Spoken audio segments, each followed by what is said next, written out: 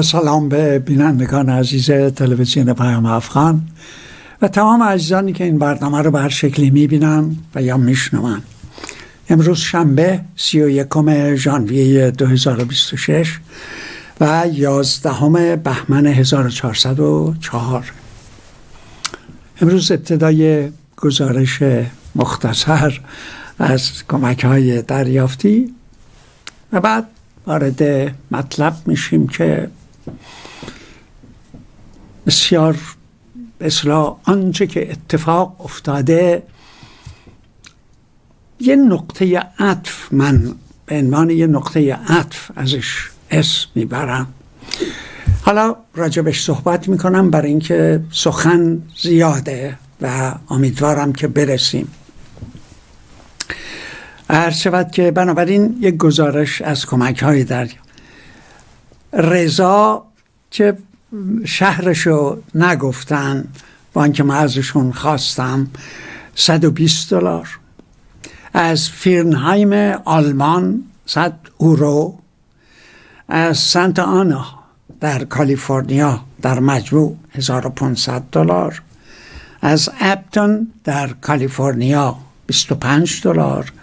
از هانتینگتون بیچ در کالیفرنیا $50 و از بروکلین نیویورک $200. بنابراین میریم روی مطلب. در مورد تظاهراتی که عرض شود که در واقع از 28 دسامبر 2025 شروع شد و در بگیم 11 یا 12 عرض شود که ژانویه تمام شد، صحبت فوق العاده زیاده و باید این تحلیل بشه. در نتیجه من خب گهگاهی من به کامنت های عزیزان به اصطلاح نگاه میکنم. البته خیلی از مواقع باید ببینم که نظر عزیزان چی هست. در این جریان بحثی بین من و یکی از بینندگان در گرفت و یه مقدار مکاتبه بینمون شد که برای خود من آموزنده بوده و در عین حال خیلی راجبش فکر کردم و در نتیجه میخوام اینو وسیعاً باز بکنم که نظر خودم رو هم راجع به این تظاهرات و آنچه گذشت که امروز آقای خامنه‌ای رفته به مقبره امام خمینی برای اینکه به ناوگان امریکا بگه تشریف بیارید شما هم در این زیارت امام خمینی شرکت بکنید. ترامپ رو هم چیز کرده، دعوتش کرده که بیاد. در حال عرض شود که بنابراین من ابتدا با اجازه این بیننده عزیز نامش رو میخونم و بعد یکی یکی مطالبش رو باز میکنم که در این حال برای خود من خب کلی به اصطلاح منو وادار به فکر کرده و هر کدوم از این تجربیات درسایی به ما یاد میده. بنابراین نامه اخیر این عزیز رو میخونم ابتدا. این عزیز میگه نکاتی را که بیان کردید قبول دارم و در صداقت کلام شما کوچکترین شکی ندارم که البته بعدش کلی محبت میکنن که من اونا رو زدم. بعد مطلبش رو آغاز میکنه این عزیز. میگه اکثر معترضان در این قیام مردان و زنان پیر و جوانی بودند که هیچ رابطه‌ای با موساد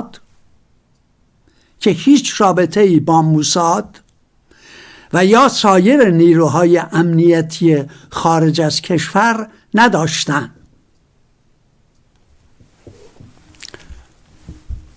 بعد میگه که آنانی که شعار احمقانه پهلوی برمیگردد سر میدادند یا آتش را مینداختند، آتش را مینداختند.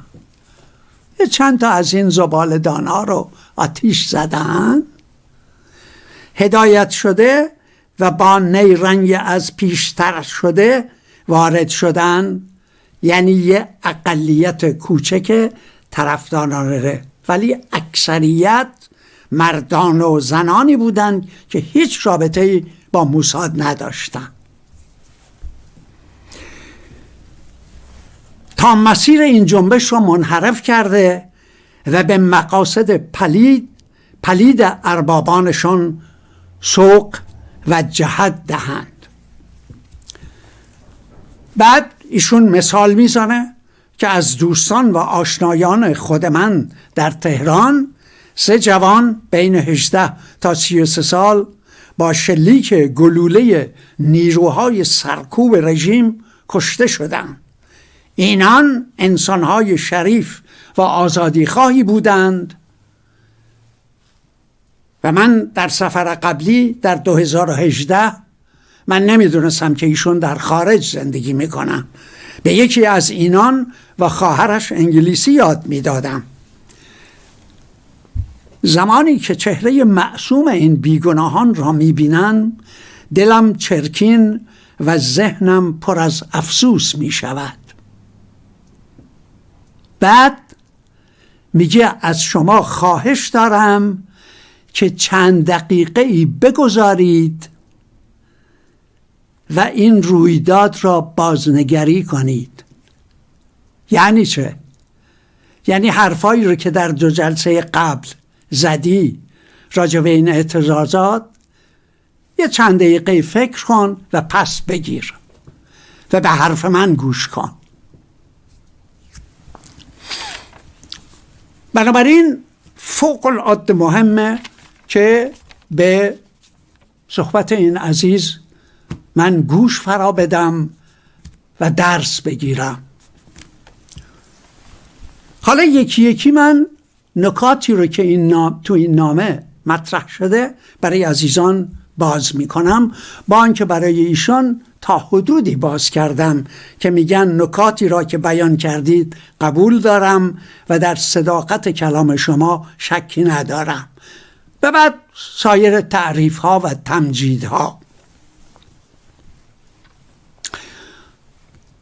منتها باید این اتفاقا این به من فرصت میده که دوباره برای بینندگان برنامه تجربه خودم رو، برای اینکه آدم یه مقدار مطلب توی کتاب ها، مجلات، تئوری ها و غیره و غیره میخونه، یه مقدارم تجربه شخصی آدم داره و من این شانس رو داشتم. بالاخره تا چند روز دیگه من 90 سالگیم تموم میشه، بنابراین این فرصت رو داشتم که خیلی از این وقایع رو ببینم و من در 28 مرداد 18 سالم بوده، سیاسی بودم و توی چشم گردباد، یعنی توی پامنار بغل دست خونه کاشانی، من و پدرم، و مسئله 28 مرداد رو قدم به قدم و ساعت به ساعت دنبال کردم، هم قبلش رو و هم بعدش رو. بنابراین این یه تجربه است. یعنی گفتم، همیشه من گفتم اونهایی که نسل 28 مردادیان یه مقدار دیدگاهشون با خیلی از اونهایی که بعد از 28 مرداد به سن بلوغ رسیدن یا به دنیا اومدن فرق میکنه و در نتیجه این خودش یه به من به اصطلاح عرض شود که امتیازی میده که هم سیاسی بودم، هم بالغ بودم و هم شاهد و ناظر این بودم که دشمنان بشریت چطور یعنی سازمان سیا و اینتلیجنس سرویس انگلیس چه تجاوزی به عنف به کشور ما کردن که حالا این جوانایی که اومدن توی خیابون که ایشون میگه با موساد هیچ ربطی نداشتن، اینا میخوان از همین اینتلیجنس سرویس، از همین CIA، از همین موساد کمک بگیرن که از این رژیم نجاتشون بدن. منتظر موندن که آقای ترامپ، آقای نتانیاهو بیان و نجاتشون بدن از دست این رژیم. عزیزان ببینن که موقعی که من نامه یک انسان شریف رو که سالهای سال این برنامه رو نگاه کرده و الان میخواد منو در یک محظور اخلاقی قرار بده که تو چرا تسلیت نگفتی، و اینجوری یک انسان صادق. بنابراین من وظیفه دارم که تجربه خودم رو برای این عزیز بگم و البته تسلیت، برای اینکه اینا چیزایی که در کشور ما خیلی اهمیت داره. منتها بعضیا سوء استفاده میکنن، گریه میکنن، زاری میکنن، تسلیت میگن. ریاکاری. باید ببینیم دشمنان بشریت که نزدیک به 70 سال پیش اومدن و برای کشتن امید من 18 ساله دکتر مصدق را انداختن و یک کودتای نظامی و دشمنان بشریت اومدن بر کشور ما تسلط پیدا کردن،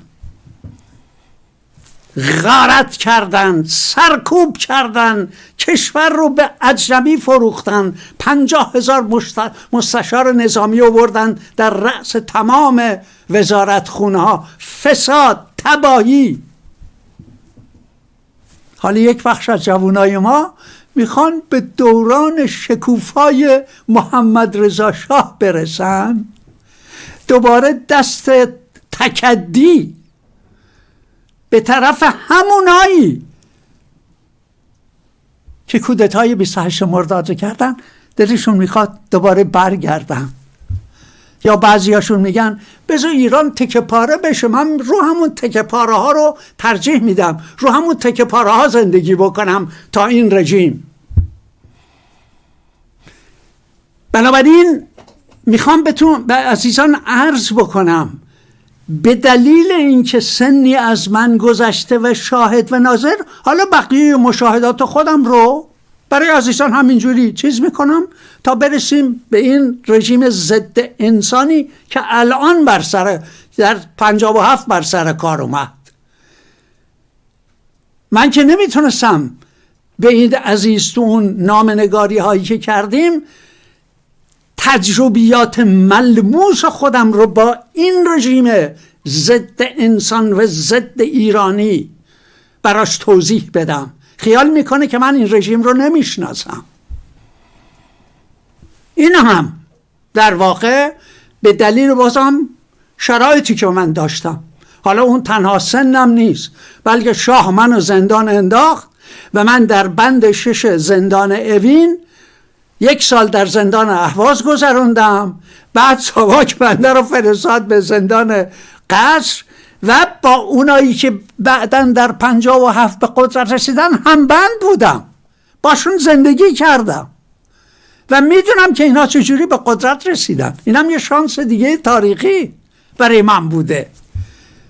واقعا من آدم خوششانسی بودم که تمام اینا رو با چشم خودم در واقع به اصطلاح دیدم، شاهدش بودم. یعنی در واقع این اومد بر سر کار، یعنی کرمیت روزولت آوردش از روم، تاج شاهی رو بر سرش گذاشت، ساواک براش، موساد و CIA ساواک براش درست کردن، زمستان سیاسی به وجود آورد، سرکوب، و از طرف دیگه کشور رو در اختیار اجنبی گذاشت که اون وقت یه آدم عوام‌فریبی مثل خمینی بیاد و از این قضیه استفاده بکنه برای اینکه حالا خمینی بیاد و بر سر کار.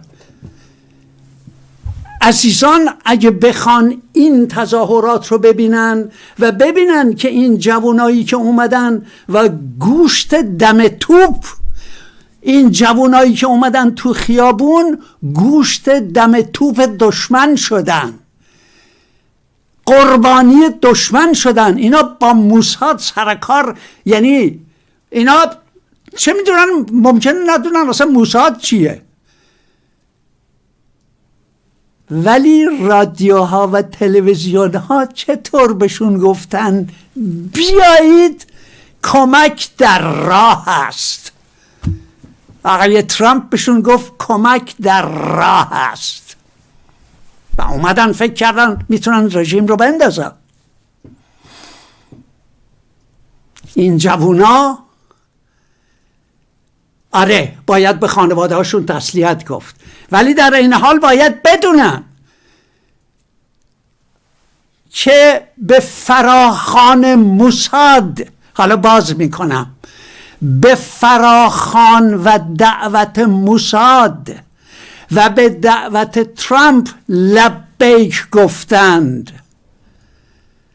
زیر این سه تا من خط میکشم دوست عزیز که این نامه رو نوشتی. اینا با دعوت موساد که به زبان فارسی ازشون دعوت کرد، روز بعدش 2 ژانویه ترامپ بهشون گفت اگه بیایید تو خیابون کسی کشته بشه کمک در راه است و ناوگان من میاد و این رژیم رو میندازه و شما به عرض شود که بهشت موعود میرسید، بیایید تو خیابون. من نگفتم که اینا با موساد تلفنی صحبت کردن، ولی این عزیز رو من به چالش میگیرم که این اعتراضات، من در 2 جلسه قبل صحبت کردم، این اعتراضات خودجوش و خودانگیخته نبود، سازماندهی شده بود برخلاف هم دهه 70، هم دهه 78، هم 88، هم 96، هم 98، هم 1401 400 جنبش مهسا، همه اونا خودانگیخته بود. این یکی سازمان دهنده گفتن کارو میخوایم تموم بکنیم. اگه این عزیز اینو متوجه نشه یعنی نمیدونه چی گذشته و از من میخواد که در عرض 2-3 دقیقه نظرمو تغییر بدم. ایشون شاید ندونه که من این برنامه رو موقعی که میام جلوی این دوربین قرار میگیرم چند ساعت روی این برنامه کمک کردم، کار کردم، 70 ساعت. یعنی در عرض این 3 هفته من 200 ساعت روی این حرکت اعتراضات کار کردم. این عزیز میخواد از من در 2-3 دقیقه تمام این 200 ساعت کار و تجسس، پژوهه، هرچی میخواید اسمشو بذاری، نظرمو تغییر بدم و بگم آره اینا هیچ ربطی با موساد نداشتن و اینا بیگناهانی بودن که این آدمکشای رژیم اومدن و اینا رو به اصطلاح هیچ موساد نقشی نداشته، CIA نقشی نداشته. بنابراین میخواستم ابتدا ببینید حتی روزنامه اعتماد حداقل اذعان داره که میگه بخش اعظم مشارکت کنندگان جوان با احساس در اثر بی‌آیندگی، بی‌عدالتی، انفعال از نهادهای رسمی، کاملا همینطوره. یعنی اینا دستپخت رژیمه. عرض شود که و البته به قول همشهری کشتارسازی دستور کار تروریست های مسلح و در این جنگ شهری تمام عیار بود. این میخوام به این عزیز بگم که این یک جنبش اصیل نبود، بلکه عرض شود که این یک در واقع جنگ چریکی شهری با هدف برانداختن رژیم و تکه پاره کردن ایران بوده که با شکست حالا دلیلشو میگم که چرا تمام این تمهیداتی کارایی که دشمن میکنه و یک بخش از جوانای ما رو که بعضیاشو من میشناسم تلفنی باشون در رابطم، حرف سرشون نمیشه، استدلال سرشون نمیشه، مغزشون آبلنبو شده به دلیل نفرتی که نسبت به رژیم دارن، استدلال رو نمیخوان بشنون، به من فحاشی میکنن به جای اینکه استدلال گوش بکنن. حالا یکی یکی باز میکنم که چطور اینا فریب میخورن، میان و تبدیل به سرباز پیاده دشمن میشن و یا در واقع به اصطلاح طعمه گوشت دم توف این دشمنان بشریت میشن. بنابراین برمیگردم به این که چرا این حرکت یک جنبش اصیل نبوده. تظاهرات اخیر نه یک جنبش اصیل سازمان یافته از درون، بلکه نوعی جنگ چریکی شهری سازمان یافته از خارج با هدف براندازی رژیم و تجزیه ایران بوده که با شکست قطعی هم دلیلش به همین دلیل با شکست رو برو میشن. به قول جان مرشایمر که من جلسه قبل گفتم زیاد باش موافق نیستم، علت این که این شکست خورد تمام شد در 11 ژانویه و 12 ژانویه تمام شد. جان مرشایمر البته به خیلی های دیگه میگن به دلیل اینه که این دستگاه های استارلینک، دستگاه های امنیتی ایران تونستن اینا رو گیر بندازن و از کار بندازن. چه کسی به اینا 4000 دستگاه استارلینک داده بوده؟ قیمت اینا چقدره؟ چجوری وارد ایران شدن؟ کی میخواسته ازشون استفاده بکنه؟ موقعی که از اینا استفاده میکنن برای چیه؟ غیر از رابطه پیدا کردن با موساد و CIA و اینتلیجنس سرویس انگلیس. دوست عزیز، این جوونا طعمه اینا شدن، گوشت دم توپ اینا شدن، سرباز پیاده اینا شدن. نه تنها آقای ترامپ و آقای نتانیاهو به زبان فارسی از اینا دعوت کرد که بیان به دنباله اون تظاهرات مسالمت آمیز بازار بیان و از این قضیه استفاده بکنن، بعدش نمیدونستن که ایران میتونه این استارلینک پینکا رو از کار بندازه و اینا رابطهشون با دستگاه های امنیتی خارج قطع بشه و تمام. ولی روز بعدش یعنی 12 ژانویه چی؟ اینو دیگه صداشو در نمیارن. شما در نیویورک تایمز و وال استریت جورنال و هر شود که واشنگتن پست بگیر و برو، حرفی از 12 ژانویه که میلیون ها انسان اومدن توی خیابون نمی که آره اینا برای ساندیس اومدن. بعضی های دیگه آدمایی که نمیخوام عرض شود که صفتی براشون چیز بکنم که آره رژیم 20% چیز داره، طرفدار داره، هر وقت ازشون میخواد بیان تو خیابون. تا کی میخواید خودتون رو فریب بدید؟ در مورد تشییع جنازه قاسم سلیمانی هم همین حرف رو زدن.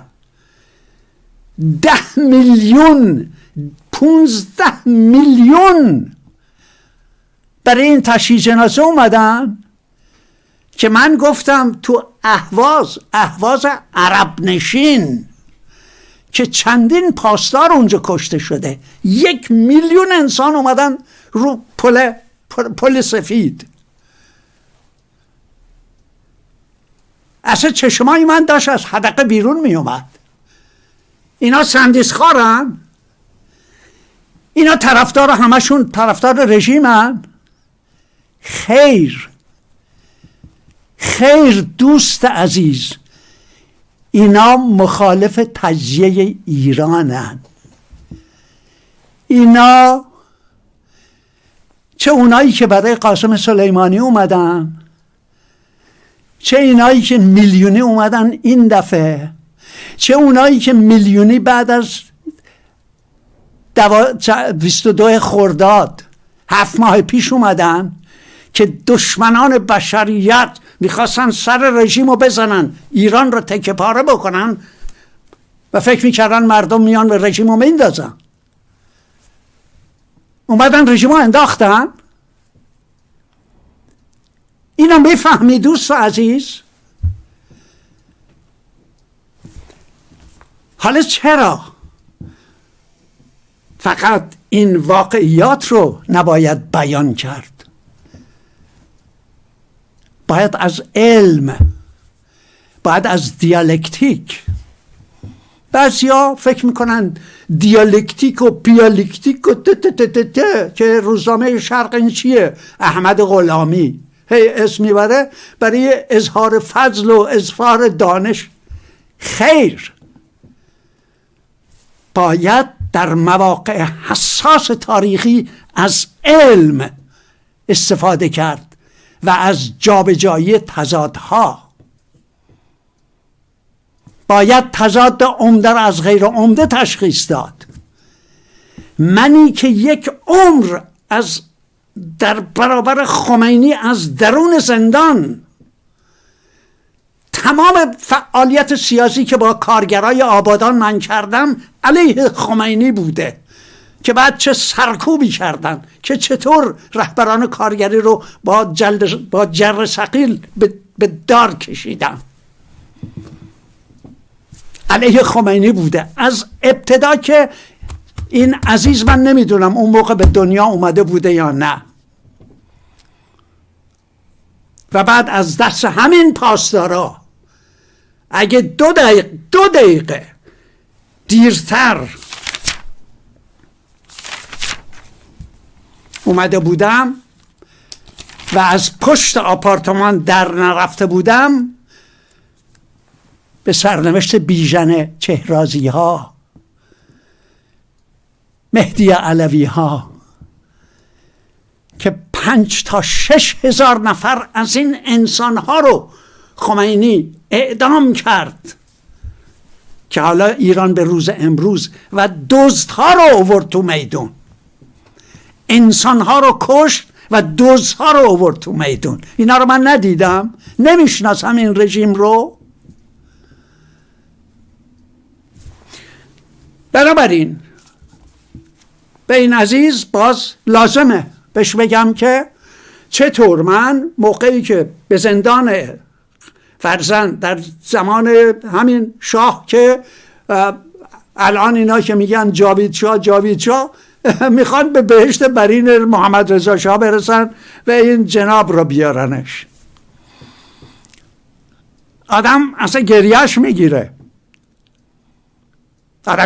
میگیره که بخشی از جامعه به چه درجه‌ای در اثر این رژیم و نفرتی که به چه درجه‌ای از ابتذال، عقب ماندگی، عرض شود که نیهیلیسم، پوچگرایی، پوچ، حاضر نیست بشینه یه مقدار مطالعه بکنه، همش ایران اینترنشنال. حالا اینترنشنال ایران من کار ندارم، ولی قدرت تفکر و خردگراییش رو به طور کامل از دست داده.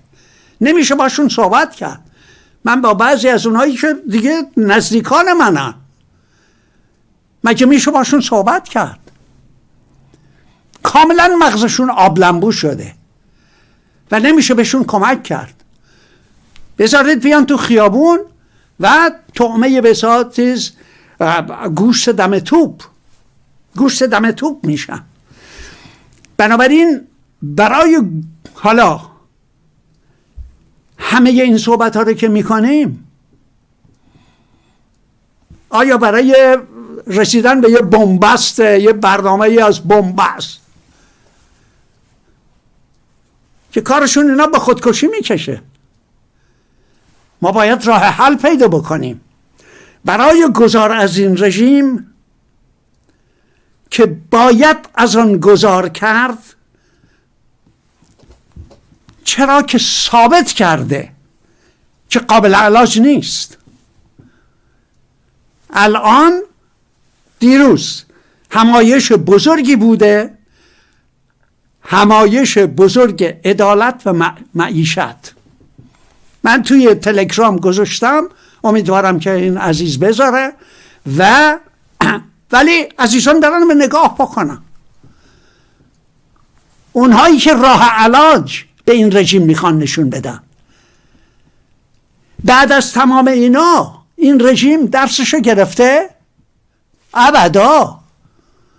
دلار همینجوری هنوز داره میره بالا، قیمت ها همینجوری داره میره بالا، یعنی گرسنگی بازم گسترش بیشتری بعد از تمام این قضایا. بنابراین این قابل علاج نیست. حالا برای گذار از این رژیم نیاز به جنبشی اصیل، سازمان یافته از داخل، نه پادوهای موساد. جنبشی اصیل، سازمان یافته از داخل و در درجه اول کارگری. تا زمانی که کارگران ایان تو خیابون اقتصاد رو نخوابونن، ای جوانانی که میایید و گوشت دم توپ میشید، کشته میشید تو خیابونا، فریب موساد رو میخورید، فریب ترامپ رو میخورید، فریب دشمن رو میخورید و بعد میخواید دوباره برگردید به دورانی که بعد از 28 مرداد بوده.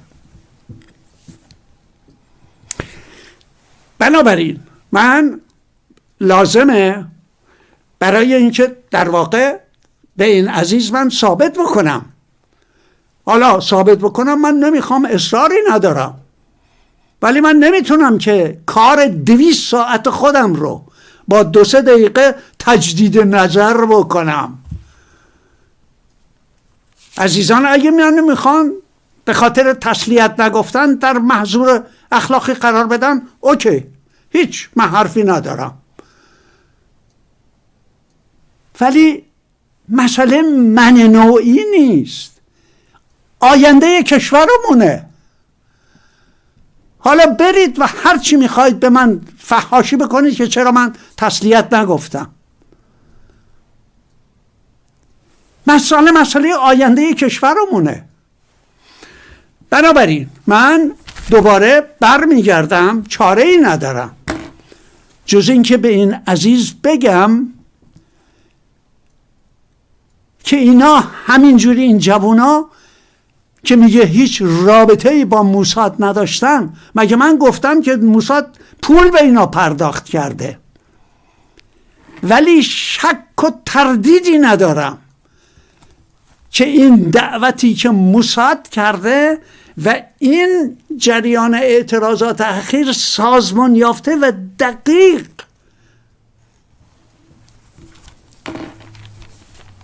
بنابراین من برمیگردم به صحبتهایی که من در 17 ژانویه یعنی 2 هفته پیش داشتم.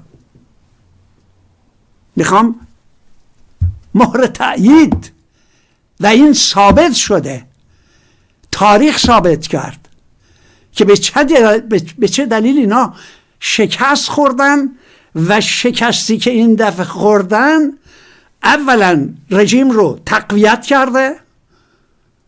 خامنه‌ای و تمام دولتش امروز رفتن تو همین خمینی، مقبره خمینی، دارن نماز میخونن. یعنی چه؟ یعنی در واقع خامنه‌ای انگشت وسطش رو تحویل آقای ترامپ داده. معنای رفتن و نماز خوندن چیه؟ حالا ممکنه، حالا راجع به امکان حمله امریکا به ایران هم صحبت خواهم کرد، ولی این انگشت وسطیه که به ترامپ نشون داده. به هر حال بنابراین من از ابتدا برمیگردم به 28 دسامبر 2025. 3 اتفاق افتاده. 1، بالا رفتن شدید و غیر عادی قیمت دلار. من این رو نمیدونستم تا الیستر کروک در یکی از برنامه‌هاش که خودش از ما میدونیم به از دیپلمات‌های برجسته انگلیس و تو انگلیس، دستگاه جاسوسی انگلیس کار میکرده، حرفاش شنیدنیه. میگه در اون روز فقط در 28 دسامبر 30% رفته بالا. حالا بعدش جفری ساکس در اومد و این حرف الیستر کروک رو از زبان آقای سکات بسنت که وزیر خزانه داری امریکاست که در همین داووس صحبت کرده، من میخونم. میگه که این خوک صفت که وزیر خزانه داریشونه اصلا اقتصاد بلد نیست، یه سرمایه‌دار وال استریته. میگه پرزیدنت ترامپ به بخش اوفک که اداره کنترل دارایی‌های خارجی دستور داد که شدیدترین فشارها رو روی ایران گذاشته بشه و این کار مؤثر واقع شد. چرا که در ماه دسامبر اقتصاد آنها از هم فرو پاشید. این جوانایی که رفتن تو خیابون میخوان آقای سکات بسنت بیاد نجاتشون بده، ترامپ بیاد نجاتشون بده. میگه ما این کاری که کردیم که اقتصاد اینا خرد و خاکشیر شد و اینطور قیمت دلار 30% 40% رفت، بسیار مؤثر. و چرا که در ماه دسامبر اقتصاد اونها از هم فرو پاشید. ما شاهد ورشکستگی بانک بزرگی بودیم و بانک مرکزی شروع به چاپ پول کرد و کمبود دلار اتفاق افتاد. آنها نمیتوانند چیزی وارد بکنن، گرسنن، اومدن این آدمای گرسنه تو خیابون. به همین دلیل هم مردم به خیابان آمدن. کیف میکنه این آدم خوک صفت. وقت این جوونا میخوان از آقای بسنت کمک بگیرن، از موساد کمک بگیرن، از ترامپ کمک بگیرن که بیاد نجاتشون بده از دست این رژیم دشخیم آدم کش تا مغز استخوان فاسد و امثالهم که بنده بهتر از این دوستمون الان فرصت نیست من دوباره وارد بشم که از کی من شروع کردم به این رژیم رو شناختن. به همین دلیل هم مردم به خیابان ها آمدن. ما بدون اینکه یک گلوله شلیک بکنیم اقتصاد آنها را از پا در آوردیم و سمت حرکت کاملا مثبت است. متوجه نیست که امروز خامنه‌ای انگشت وسط بهش نشون داده که شکست خوردن. و دلیل داره، چون فقط جنایتکار نیستن، ابلهن، عقب افتادن، فکر میکنن با همین یک عده از جوونا رو به گرسنگی کشوندن یک بخش از جامعه، ایجاد نارضایی، بعدش با تبلیغات و دعوتشون برای اومدن به خیابون رژیم را میندازن.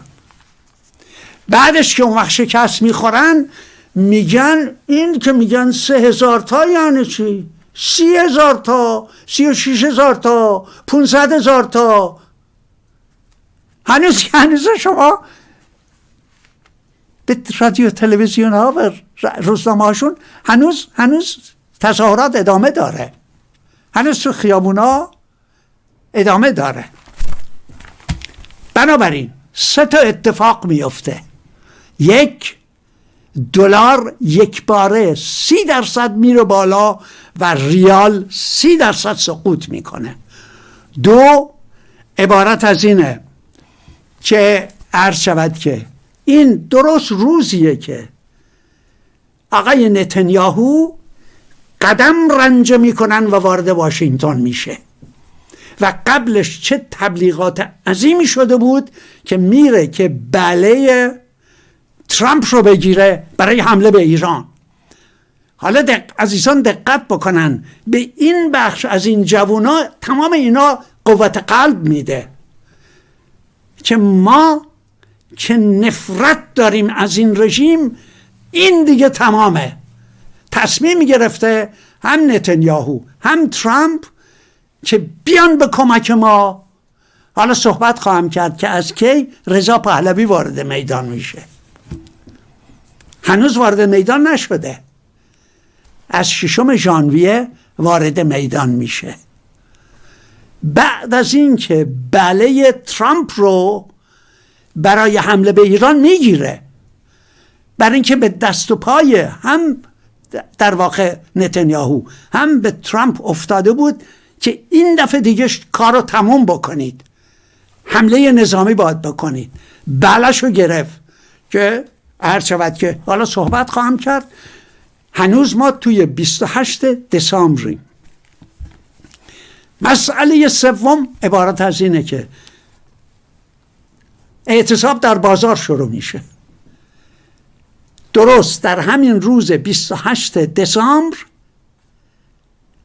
در بازار اعتصاب میشه از طرف اونایی که تلفن دستی، وسایل الکترونیک، بعضیا گفتن که طلا، حالا ولی هم پزشکی هم همینطور که گفتم، هم خامنه ای به رسمیت میشناسن و این تظاهرات به خیر و خوبی میگذره.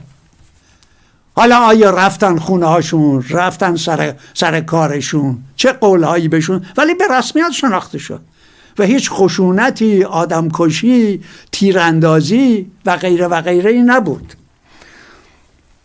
عرض شود که روز بعدش میخوام این عزیز که نامشون رو خوندم، 29 دسامبر مسافرت نتانیاهو به فلوریداست.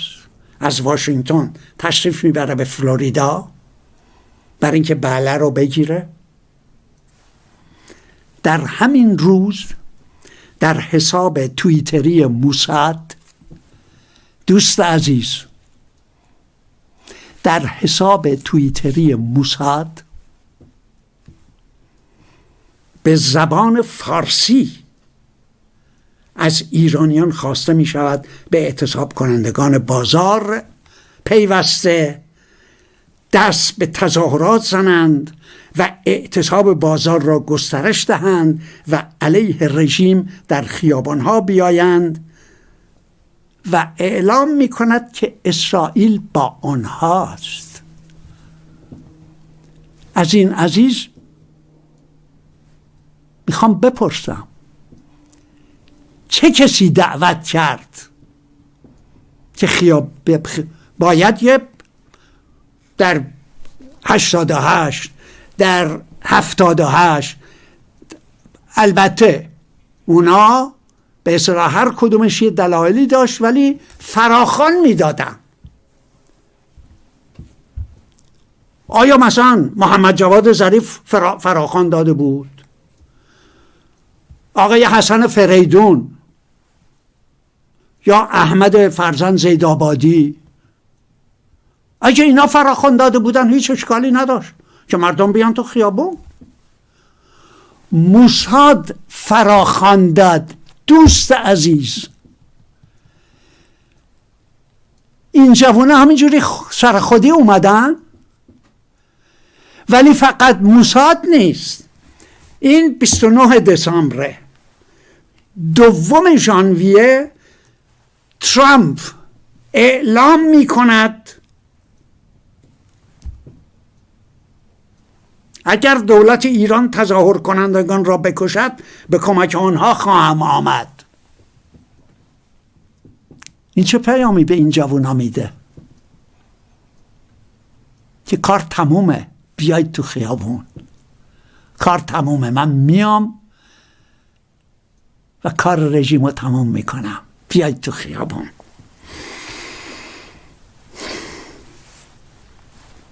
به کمک آنها خواهم آمد.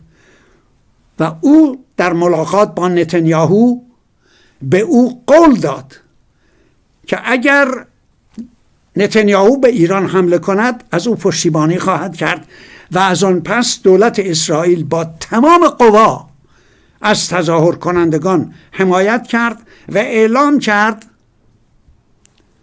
فقط اون نیست، چند تا از وزراشون اعلام کردن که افراد ما با شمان تو خیابونن. آقای پومپئو رئیس سابق CIA اعلام کرد. ببینید چقدر اطمینان داشتن که این رژیم میفته که آشکارا اعلام کردن. گفته تمام، فکر کردن تمام کار. موقعی که من میگم دشمن فقط جانی ضد بشر و ضد انسان، فقط اون نیست، ابله، عقب افتاده است. اسرائیل با شماست و ما به هر شکل و هر راهی به شما کمک میکنیم. اینا همینجوری خودانگیخته اومده بودن تو خیابون. دوست عزیز، خودانگیخته نبود. این یکی کاملا سازمان یافته بود. سوم، ارتش امریکا در ساعات اولیه صبح شنبه حمله عظیم به ونزوئلا میکنه که من در جای دیگه ندیدم، ولی نمیتوان تردید کرد که چنین حمله پیامی جدی به رهبران ایرانه که سر جاتون بشینید، نیایید نماز جمعه بخونید، میزنیمتون. به رهبران ایران برای نشان دادن قدرت نظامی، قدرت جاسوسی، تسلط بلامانزه ایران بر آنها بر جهان که چین و روسیه پف هوان.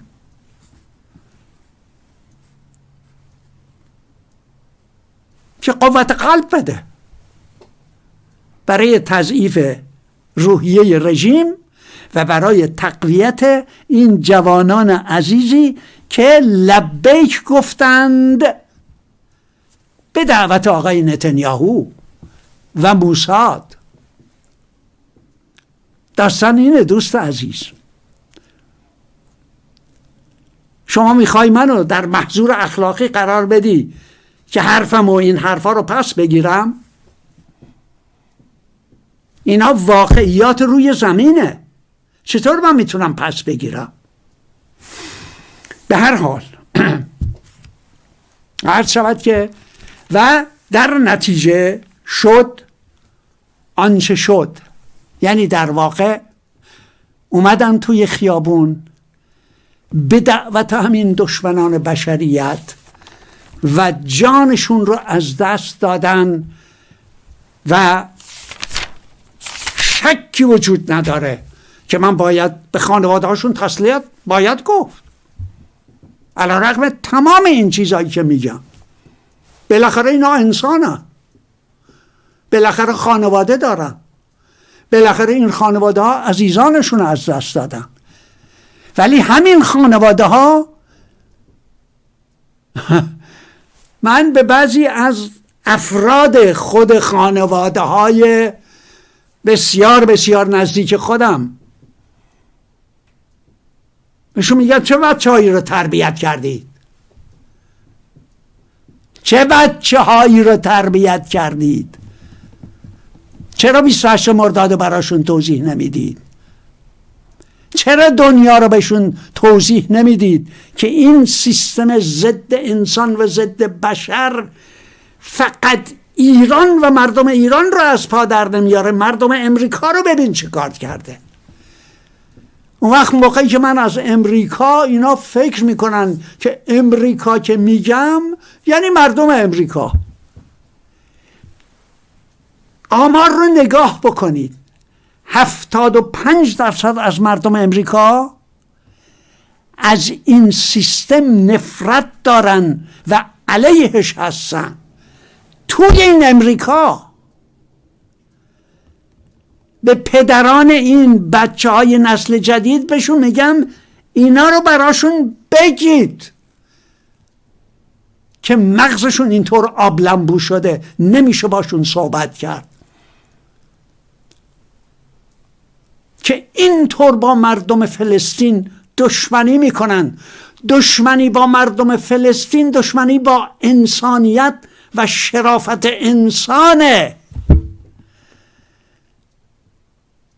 طرفداری از صهیونیست های دشمن بشریت دشمنی با انسان و انسانیت. جوانای توی خیابون، چیزی که منو سر پا نگه میداره اینه که هم در ماه خرداد اکثریت اومدن و در برابر اینا ایستادن، هم در 11 یعنی 22 دی ماه به طور میلیونی اومدن تو خیابون و در برابر اینا ایستادن. بنابراین ایران قابل نجاته. اینا نمیتونن کشور ما رو اینجوری همینجوری ساده تکه پاره بکنن به خاطر یک مش جوانی که آره همینطور که گفتم مثل اینکه بنده نوعی این رژیم رو نمیشناسیم. حالا میخوام جای دیگه این عزیز رو ازش به عنوان سوال ببینید. اینا دیگه چیزاییه که حتی دستگاه‌های ارتباط جمعی قبول کردن. 305 آمبولانس و اتوبوس این تروریست های ضد بشر آتش زدن و نابود کردن. موقعی که یک کسی آمبولانس آتش بزنه یعنی چه؟ یعنی سربازای دیو صفت که در غزه این کارو میکنن، برای اینکه اون کسایی رو که مجروح میکنن نتونن به بیمارستان برسن و بمیره سر راه. همینطور که بچه ها رو از گرسنگی میکشن، از سرما میکشن.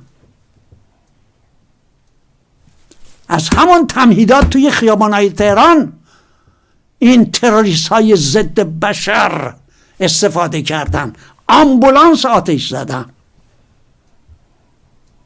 حالا از این عزیز من باید بپرسم، اون اکثریت بیگناه و میهندوست که هیچ رابطه ای با موساد نداره،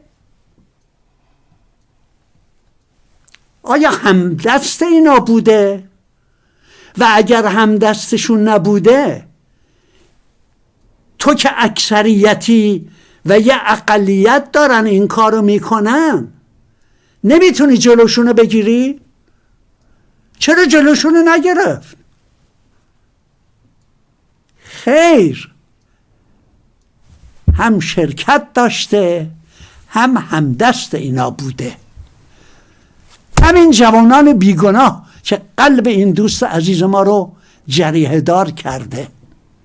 باید پاسخ بده. اگر یک اکثریت عظیم اومدن به خاطر مخالفت با این رژیم که بسیار به حق، بنده از روز اول در برابر این رژیم و شخص خمینی ایستادم، به حق، چرا جلوی آتش زدن آمبولانس رو نگرفتن اینا؟ حالا ببینید مشکل دیگه این جوونا چیه؟ اینا باید انقدر تشخیص بدن که موقعی که یک تروریست ضد انسان آمبولانس رو آتش میزنه، روی مردمی که تو خیابون نشستن تلویزیون داره اثر بد میذاره و میخواد جلوی این جنایتکارا گرفته بشه. در نتیجه به تظاهرات بر حق مردم در ضربه میخوره. این جوان 18 ساله و 33 ساله که این دوست عزیز ما رفته بهشون انگلیسی یاد داده، اینو نمیفهمن که باید جلوی این تروریست ها گرفته بشه، چون اولا مردم ناراحت میشن که دیدیم اومدن تو خیابون. دو، شما اگه یه آمبولانس تو شهر، عرض شود که همین شهرهای امریکا، یه دونه از این گشتاپوها که اینطور مردم رو میکشن، یه دونشون اگه کشته بشه، میدونید ترامپ چه خواهد کرد؟ قتل عام خواهد کرد مردم شهر، عرض شود که همین آستان به حساب مینزوتا رو قتل عام میکنه. یک دونه از این گشتاپوها اگه کشته بشه. موقعی که یه رژیمی ببینه که اینا قصدشون برانداختنه و دارن نه تنها اون جایگاه سوخت 24 گاز استیشن 24 فروشگاه ها 700 تا، منازل خصوصی 300 تا، 750 بانک، اینا مال چیزه یا مال مردمه که تو آتش میزنی اینجوری؟ ساختمان‌های دولتی 414 تا، کلانتری 749 تا. کاملا مشخصه که برای برانداختن رژیم. مرکز بسیج 120 تا که توی کامنت ها من دارم میبینم اینا به حق، اینا هیچ اشکالی نداره که تو کلانتری ها رو، مرکز بسیج رو، ولی تو موقعی که اینا رو بکشی و مأمورین امنیتی رو که در حدود 200 تاشون کشته شده، فکر میکنی دولت هم اینجوری بیکار بشینه و بذاره تو یه جغله همینجوری بری بندازیش؟ جغله.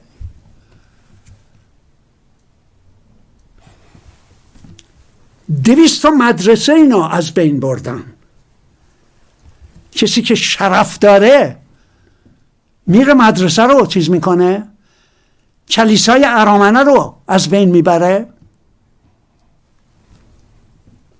15 تا کتابخانه، 2 تا از کلیساهای ارامنه، ایستگاه اتوبوس 253 تا، دستگاه خودپرداز. برای من عجیبه که اینجا من نمیدونم چطور مسجد 350 تا مسجد. در واقع میخواستم من از این عزیز سوال بکنم که اینا چیزاییه که حتی دستگاه های ارتباط جمعی قبول کرده. اینا دیگه تبلیغ رژیم نیست. اون اکثریت بیگناه انسانی که شما ازشون اسم میبری که با موساد هیچ رابطه ای نداشتن. من که نگفتم تلفنی با رئیس آقای چیز برنه، رئیس نمیدونم تو چیز در تماس. البته جروزالم پست هفته قبل من صحبتشو کردم.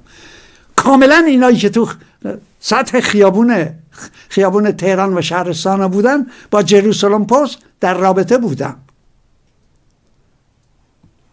و این عزیز باید از خودش بپرسه که آیا این 4000 استارلینک که وسیله ارتباطی اینها با موساد، با CIA، با اینتلیجنس سرویس انگلیس بوده، کی اینا رو به اینا داده؟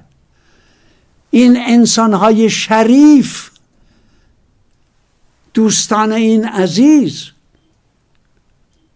اینا رو دیدن؟ ندیدن؟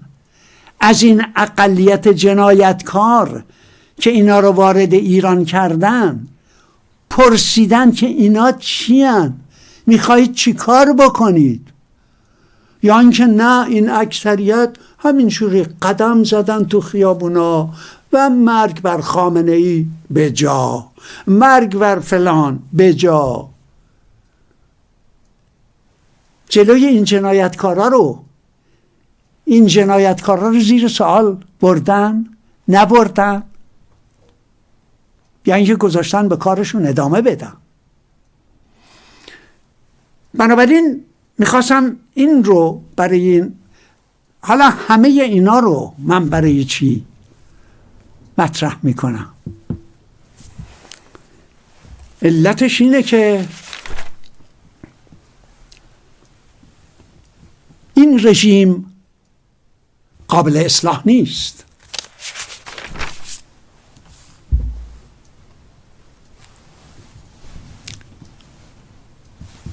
عزیزان نگاه بکنن، گفتم این همایش بزرگی که هست، برن و گوش بکنن حقایق رو.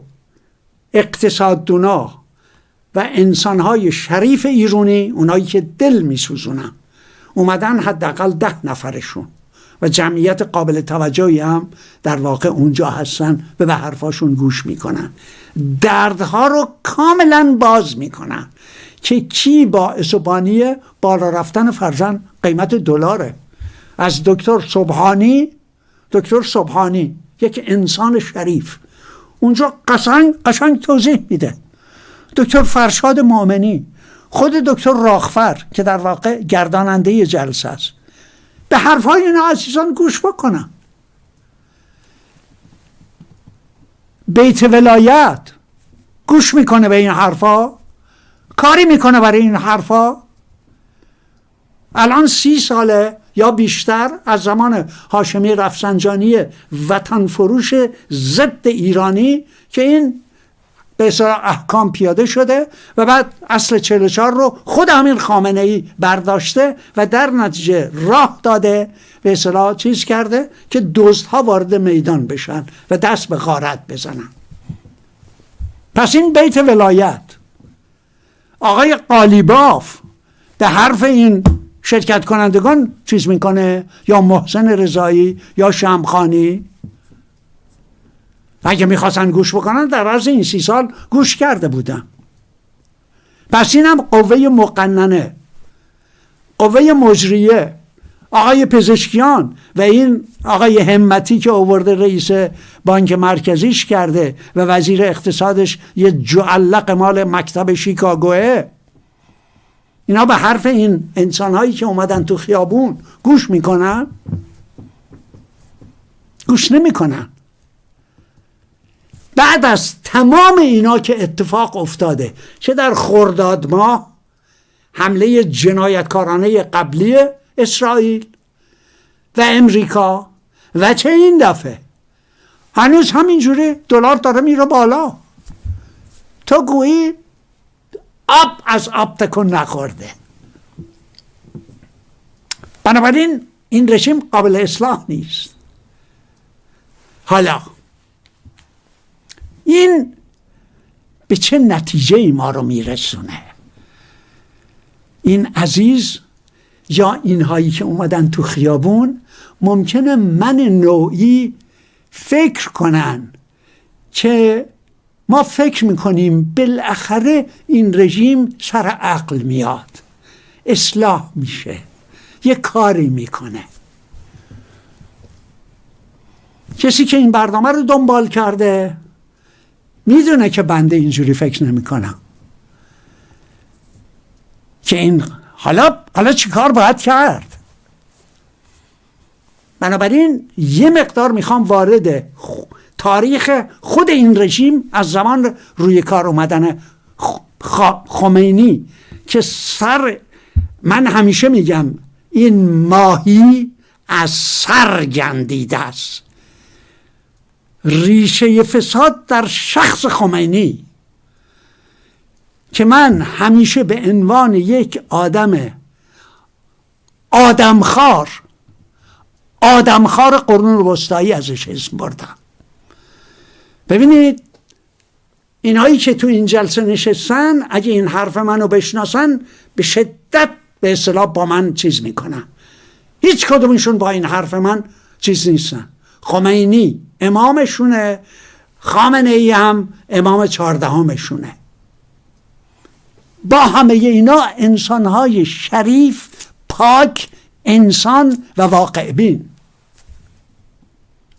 الان عزیزان ببینن که چه به اصطلاح پیچیدگی هایی در این قضیه به وجود میاد که این انسان هایی که در این همایش بزرگ عدالت و معیشت شرکت کردن من احترام عمیقی براشون قائل هستم، ولی همشون خمینی رو امام میدونن. به علاوه آقای محمد ارشد که مرندی، به علاوه آقای فؤاد ایزدی، اینا انسانهای میهندوست ولی همشون خمینی امامشونه. نه تنها خمینی امامشونه، میگن که جنگ ایران و عراق به ایران حمله کرده و غیره. نمیخوام وارد اون بشم که من ثابت کردم بارها و بارها که این خمینی ضد انسان و ضد ایرانی بود که بعد از اینکه تمام کشورهای عربی حاضر شدن 40 میلیارد دلار به ایران بدن، جنگ رو ادامه داد. این آدم ضد انسان برای اینکه میخواست بره قدس رو بگیره، برای اینکه میخواست حکومت اسلامی تشکیل بده و در نتیجه اسرائیل بهش گفت قدمت رو چشم، بیا و من بهت اسلحه میدم. و 8 سال اسلحه از اسرائیل گرفتن از صهیونیستا در برابر با کی بجنگن؟ یک کشور مسلمان هر شود که همسایه.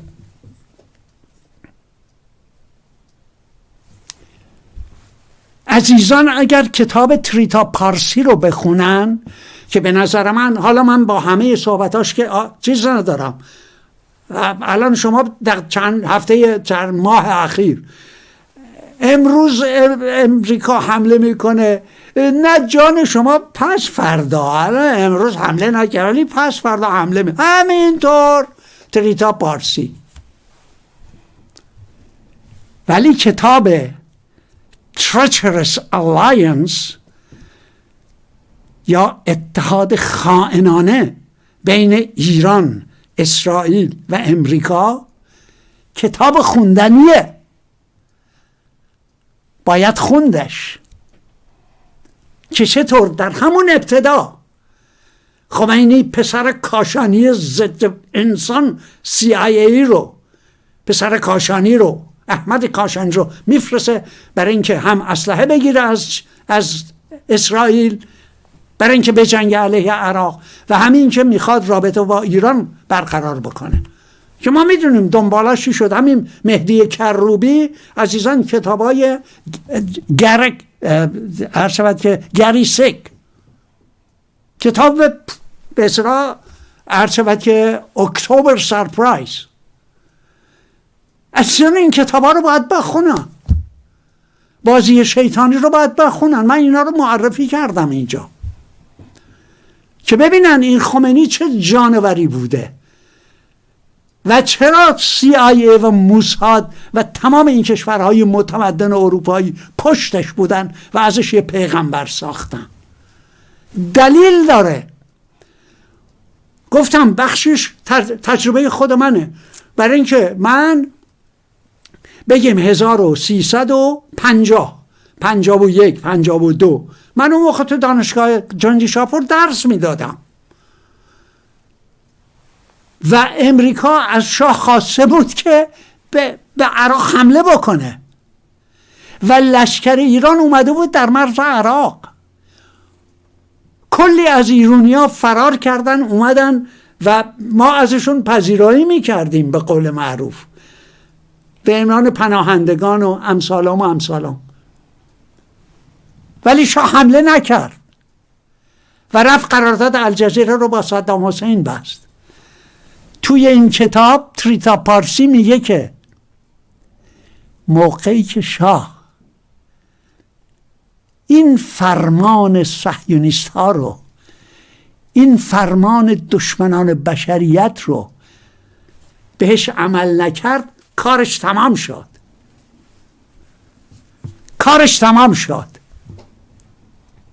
در نتیجه آقای کارتر تشریف آورد، جام شراب همون موقع داشت نقشه میکشید برای شاه که باز تجربه خودم مأمورین صلیب‌سرخ رو فرستاد به زندان‌ها که من مترجمشون بودم. بچه ها از من خواستن که من مترجمشون بشم. شاه تموم شد. چون موقعی که امریکا میره در جاهای مختلف کودتا میکنه، دولت و یا حکومتی به وجود میاره که یه دیوار گلیه، بعد یه چوب میذاره که این دیوار گلی رو نگه داره. اون چوب چیه؟ ساواکه. چه در زمان پینوشه، چه در اندونزی، چه در جاهای دیگه و از جمله در زمان شاه این چوب که عبارت از ساواک بود، آقای کارتر این چوب رو برداشت، یه دفعه این دیوار گلی ترس مردم ریخت و بعد پیغام ها به خمینی و از طریق ریچارد کاتون که ریچارد کاتون عضو برجسته CIA که این آدم موقعی که من تو زندان بودم هنوز شاه دیگه تقریبا روزنامه کیهان اومد توی زندان، من یه خبر کوچولو توش خوندم که ریچارد کاتوم با آقای آیت الله خمینی در پاریس ملاقات داشتن. بچه ها که نمیدونستن ریچارد کاتوم کیه. من که تو کنفدراسیون بودم قبلش از امریکا اومده بودم، برگشته بودم، گفتم ایشون بچه ها خمینی با CIA ملاقات کرده، میدونید این چه ابر سیاهیه که داره میاد؟ گفتم نه، ابر سیاه نیست، ابر سفیده.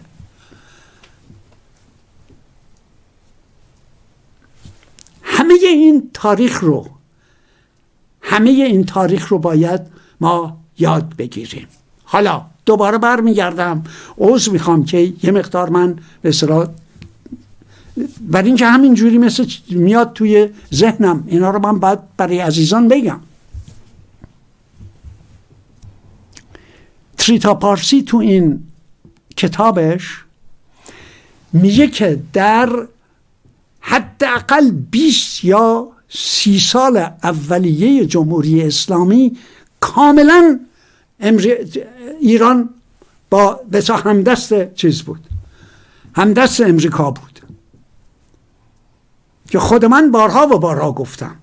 در 10 سال اول حکومت این آدمخوار قرون وسطایی یعنی خمینی، خدماتی که خمینی به امریکا و اسرائیل و موساد کرده شاه نمیتونست، که من نمونه‌شو به عزیزان گفتم که چرا شاه رو برداشتم. علت داشت، برای که شاه نمیخواست با عراق بجنگه. حالا اینو البته حالا دستک و دنبک میکنن و امثال ها، ولی واقعیتش اینه. در مسئله افغانستان شما ببینید چه چهره خائنانه‌ای اینا به بهانه اینکه اسامه بن لادن را نمیخوان تحویل بدن حمله کردن برای کشتن، از بین بردن طالبان. در بن، در شهر بن در آلمان کنفرانسی تشکیل میشه که بعد از اینکه طالبان شکست خورده چه چیزی باید جاشو بگیره. اینو من از یکی از دوستان افغان شنیدم. در اونجا رأی گیری میشه و یک نفر به اسم آقای سیرت که از طرفداران در واقع ظاهرشاهه، یعنی یه فرد ملی، میخواسته جای بسا حکومت رو به دست بگیره. همین ظریف جاسوس CIA میگه ابدا یه نفر ملی بیاد در افغانستان. آقای حمید کارزای CIA کل خانوادهش، فقط خودش نه، کل خانوادهش مال CIA، این باید به قدرت برسه. این نماینده ایران در کنفرانس بن با آقای جیمز دوبین. یعنی جمهوری اسلامی در عرض حد، حالا عرض میکنم که تا کی، با امریکاست، در کمپ امریکاست، نه تنها نظر اقتصادی که اونم باید صحبتشو بکنم که همین هاشمی رفسنجانی در بند 1 اوین دیگه، اون موقع من تا زندان بودم با تمام اخبار به گوشمون میرسید، یعنی بخشی از زندگی منه. با CIA و موساد، یعنی با ساواک و CIA کنار اومدن، طرفدار خمینی، دو تا فتوا گرفتن. یعنی CIA 2 فتوا از طرفداران خمینی، یعنی اسکر اولادی و حاجی عراقی و ربانی و عرشبت که یکی دیگه و اینا، که من باشون به اصطلاح اتاقی که تو داشتیم مقابل اتاق ما بود. من با آقای احمدزاده توی اتاق زندگی میکردم، اینا هم اتاق مقابل ما. اینا رو بردن به اوین، روشون کار کردن، 2 فتوا علیه چپها و ملیون، چپها و مجاهدین به عنوان کفار و منافقین، از اینا گرفتن و آزادشون کردن. همین آقای عسکرالعادی به شاه سپاس گفت، اومد بیرون که مقدمات ورود آقا رو در داخل فراهم بکنه و مقدمات دیگرش رو آقای ابراهیم یزدی به همراه دوست جونک و جونیش یعنی ریچارد کاتوم، برای اینکه هر شود که ابراهیم یزدی توسط ریچارد کاتوم در دهه 1960 ریکروت شد، حقوق بگیر نه، ولی سخن به اصطلاح چیز وسیله به اصطلاح CIA، برای CIA کار میکرد. در این حال رابطه بین CIA و خمینی بود. اینا پختنش. موقعی که من میگم نمک زده، یکی نمک زده تو نجف داشتن و بعدش در پاریس داشتن، همینجوری من نمیگم. اینا رابطه کاملا آشکار و پنهان با CIA داشتن. بنابراین دوباره برمیگردم، چون علت این که اینا رو من باز میکنم، ما چجوری باید از این رژیم خلاص بشیم.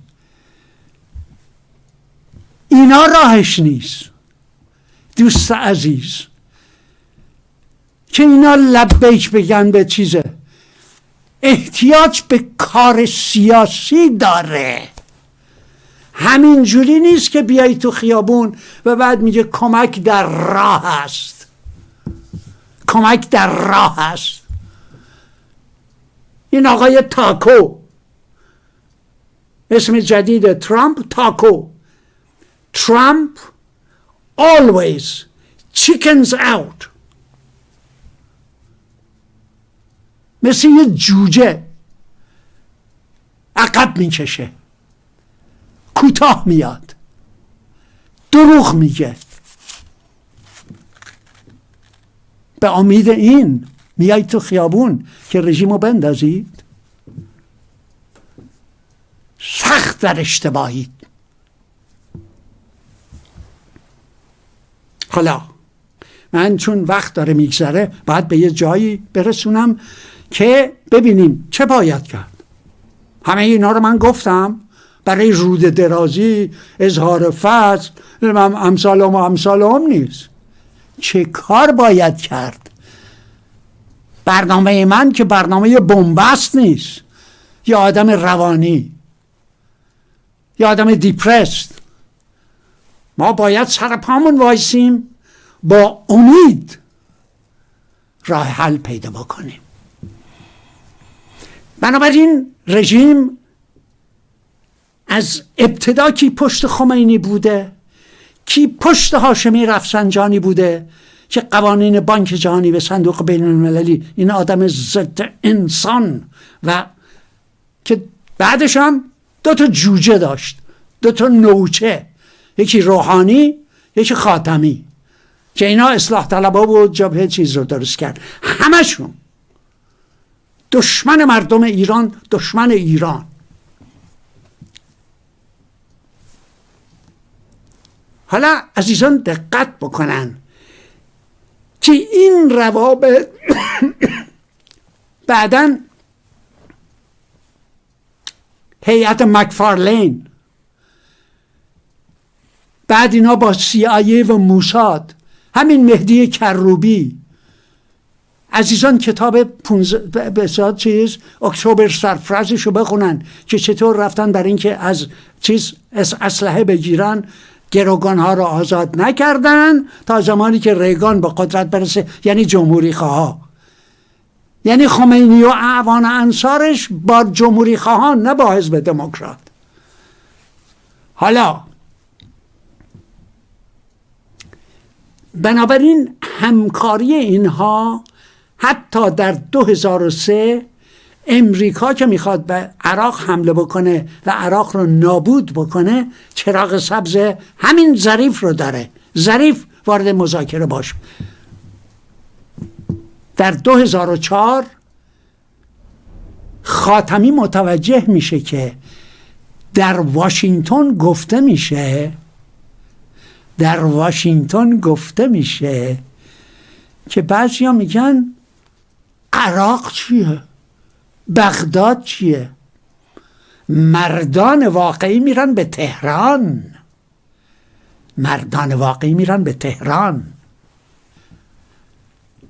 به گوش آقای خاتمی میرسه. در نتیجه خاتمی که قبلا تمام چیزهای اتمی رو کنار گذاشته بود برای اینکه نوکری و سرسپردگیشو نشون بده و غیره، یه نامه فدایت شوم به جورج دبلیو بوش نمیسه که قربانت بروم، ما حاضریم راجع به فلسطین، مقاومت، محور مقاومت، محور نمیم فلان، مخلصتون، راجع به همه اینا. که این خطی بوده که تا هنوزم اصلاح طلبها دنبال میکنن. مذاکره، موشک، ابدا.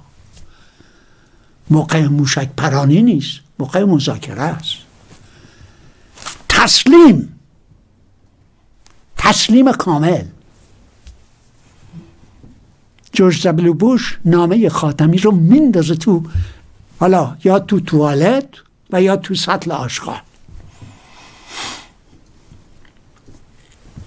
که احمدی نژاد رو اون وقت مردم بهش رأی دادن، فکر کردن این یه آدمه.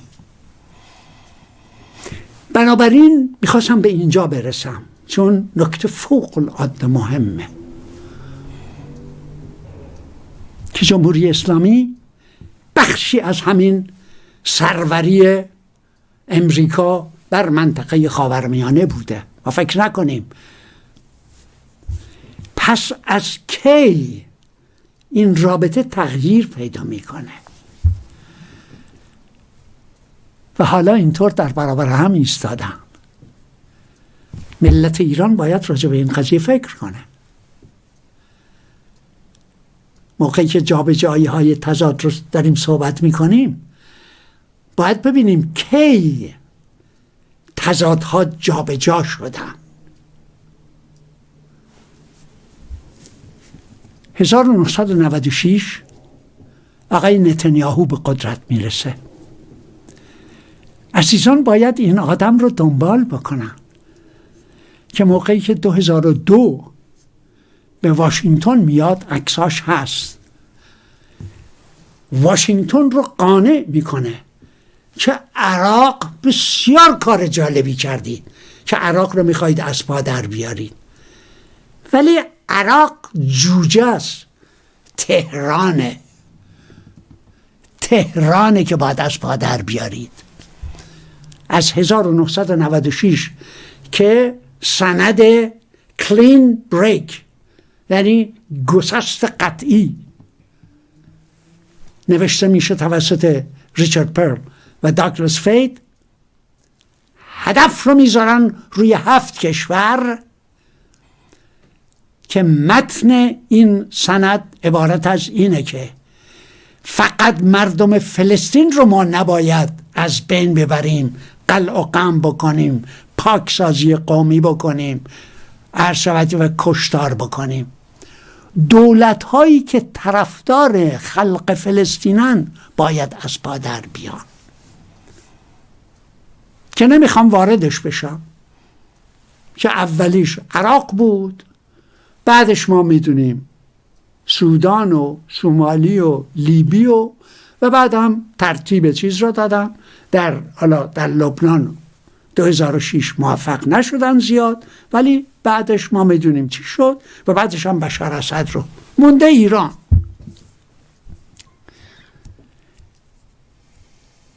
خامنه ای متوجه این قضیه شده. عزیزان این نقاط عطف تاریخی کشورمون رو در نظر بگیرن. موقعی که من میگم جابجایی تضادها در اینجاست که در واقع امریکا کشتیبان را سیاستی دگر آمد.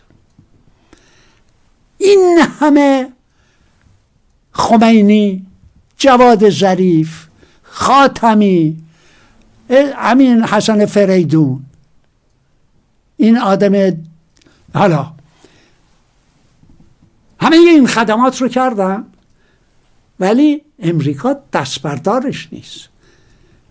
برای اینکه مسئله اسرائیل بزرگه، مسئله اسرائیل بزرگه و باید این 7 کشور از پا در بیان. نظرم اینه که از این موقع است که خامنه ای احساس خطر میکنه و در واقع به اصطلاح از نظر سیاست خارجی جمهوری اسلامی 2 شقه میشه. یک شقش که دنباله هاشمی رفسنجانیه و الان حسین مرعشی نمایندگیش میکنه و 10 اسمی که من قبلا اینا نظرشون اینه که باید تسلیم شد، باید تسلیم امریکا شد. نمیخوام واردش بشم چون ساعتهای متوالی راجع به این قضیه من صحبت کردم. نظرشون اینه که راه حل ایران اینه که ایران باید دست از حمایت از ملت فلسطین برداره، این محور مقاومت رو بندازه دور، هر شود که با اسرائیل رابطه برقرار کنه. شما نوشته های آقای احمد هر شود که زیدآبادی رو نگاه بکنید، اون در واقع الان از همه بیشتر فعاله واقعا. حالا بگذاریم، ولی این سیاستشونه، در این مسئله شک و تردیدی نمیشه داشت. خامنه ای داره به اینا میگه که اگر ما نه تنها محور مقاومت رو کنار بذاریم، نه تنها مطلقاً و حتی اسرائیل رو به رسمیت بشناسیم، اسرائیل و امریکا و صهیونیست‌ها از سر ما اولا مسئله اینا مسئله اتمی نیست، مسئلهشون مسئله موشکیه. عزیزان ببینن من تو این برنامه چقدر گلوپاره کردم در 10 سال گذشته. به این روزنامه های اصلاح طلب خائن، وطن فروش، ستون پنجم اجنبی، بحث من این بوده که مسئله امریکا و مسئله اسرائیل مسئله اتمی ایران نیست، مسئله موشکاست. حالا چرا مسئله موشکاست؟ فرضاً موشکا رو هم برداشتی، مسئلهش تجزیه ایرانه، مسئلهش تجزیه ایرانه. حالا برمیگردیم به تضادهای عمده و غیر عمده. موقعی که من صحبت از 2 سنگ آسیاب می کنم که اینا باید ببینیم کدومش جنبه تعیین کننده داره، در اینجاست.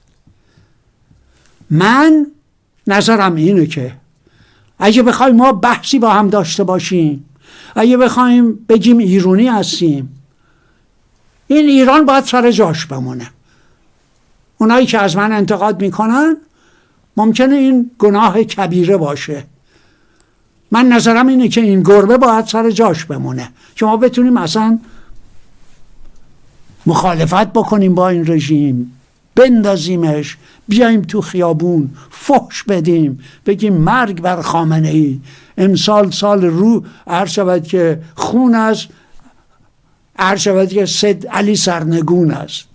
اول باید ایرانی باشه، خیابونایی باید باشه که ما بتونیم این صحبت ها رو بکنیم.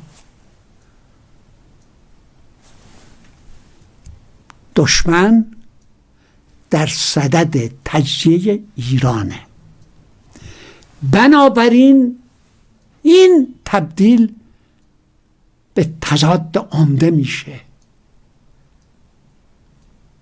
من از نظر داخلی ببینید از خمینی همجوری گرفتم تا به امروز که این قابل اصلاح نیست و باید ازش گذار کرد،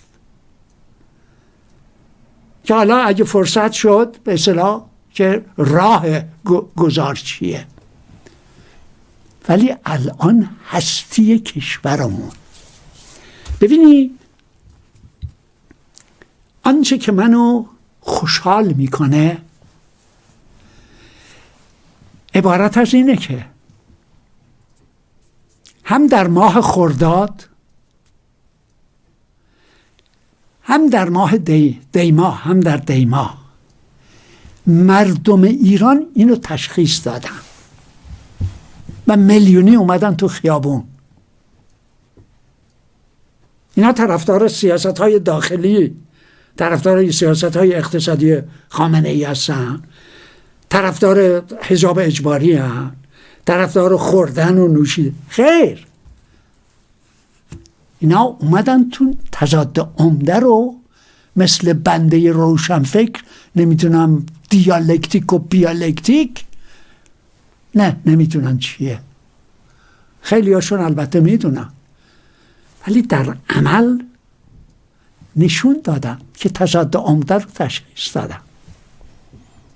تضاد عمده حفظ هستی ایرانه.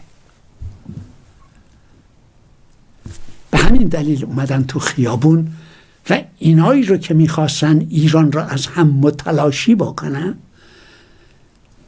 و با فراخوان موساد، دوست عزیز، با فراخوان موساد و با فراخوان ترامپ اومدن تو خیابون در برابر اینا ایستادن، به طور میلیونی اومدن تو خیابون و این توطئه عظیم رو با شکست روبرو کردم.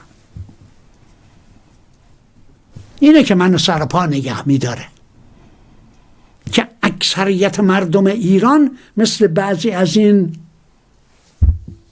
نمیخوام بگم چون بعضیاشون از نزدیک میشناسم، که انسانیتشونو. بنابراین من فکر میکنم دو راه وجود داره برای اینکه برای سیاست هم. یا موقعی که به اصطلاح اینا میدونید پارلمان اروپا هر شود که چیزا رو گفته که اینا تروریستن، شما روزنامه های امروز تهران رو ایران رو نگاه بکنید، پرستیژ پاسداران عجیب داره میره بالا و دشمن این کار میکنه. این اروپایی های متمدن که یه مش گاو جانی نشستند اونجا. پس این یک راهشه که ممکنه کم کم پاسداران بیان و قدرت رو به دست بگیرن. این یه راه حله و یه چند هزار نفری رو بگیرن و بندازن تو کویر لوت. دیگری کار دراز مدت سیاسی احتیاج داره تا جایی که طبقه کارگر میلیونی بیان توی خیابون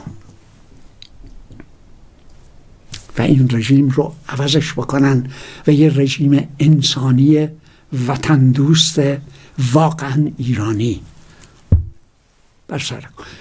در اینجا من فکر میکنم بیش از این، من چون وقتم هم داره تموم میشه، ولی این بحث رو در هفته های آینده عزیزان نظری اگه دارن، کامنتی اگه دارن، ایمیلی اگه میخوان بفرستن و غیره و غیره، که این بحث ها رو ادامه بدیم که راه حل نجات کشورمون چیه. من نمیخوام وارد این بشم که در سطح جهانی و در خود امریکا چی داره میگذره. دشمن در حال ضعفه و ما از این ضعفش باید استفاده کنیم برای اینکه خودمون رو قدرتمند و قوی بکنیم. در اینجا صحبتمو من تموم میکنم، تا هفته‌های آینده همین بحثا رو ادامه میدیم. به این ترتیب عزیزان میدونن که ساعت 9 شب برنامه تکرار میشه. عزیزان میدونن که payamafghan.com اکثر بینندگان از این طریق میبینن، بعدش میره به یوتیوب، بعدش رامبل، بعد اینستاگرام، بعد تلگرام، بعد mmahid.org. امیدوارم که کمک عزیزانم برسه. به این ترتیب تا هفته آینده با عزیزان خداحافظی میکنم. شب و روز عزیزان خوش.